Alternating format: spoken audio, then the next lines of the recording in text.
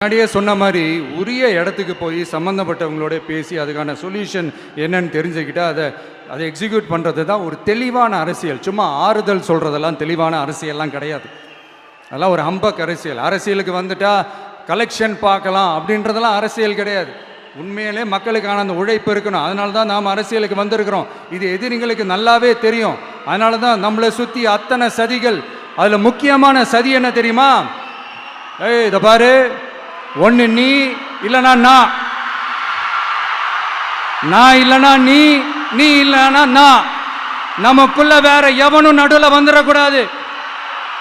நாம 2 பேரால மட்டும்தான் மக்களை ஈஸியா ஏமாத்த முடியும். இந்த விஜய் வந்ததுனால நமக்கு பொழப்பே போச்சு. மக்கள் வேற அவனை தான் நம்புறாங்க. நாம வெளியே அடிச்சுக்கிற மாதிரி அடிச்சுக்கிட்டாலும் உள்ள நம்மளுடைய டீலிங் பக்காவா இருக்கணும். மக்களோட ஃபீலிங்ஸை பற்றிலாம் நமக்கு கவலை இல்லை. நமக்கு டீலிங் தான் முக்கியம். மாற்றி மாற்றி ஆட்சிக்கு வந்துடலாம்னு நினச்சோம். ஆனால் அது நடக்காது போல் இருக்கு. அதனால நீ என்ன பண்ணுற? எஸ்ஓபின்னு போட்டு ஒரு பக்கம் அவனை தடுத்துரு, இன்னொரு பக்கம் அவன் மேலே பழி போட்டு நானும் தடுத்துடுறேன். என்ன ஓகேவா? டீலிங் ஓகேவா? ஓவர்.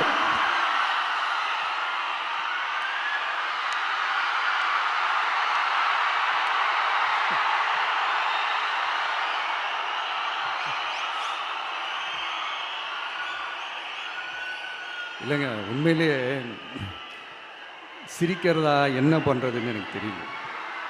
உண்மையிலே இப்படி தான் இருக்கு அவங்க டீலிங்லாம்.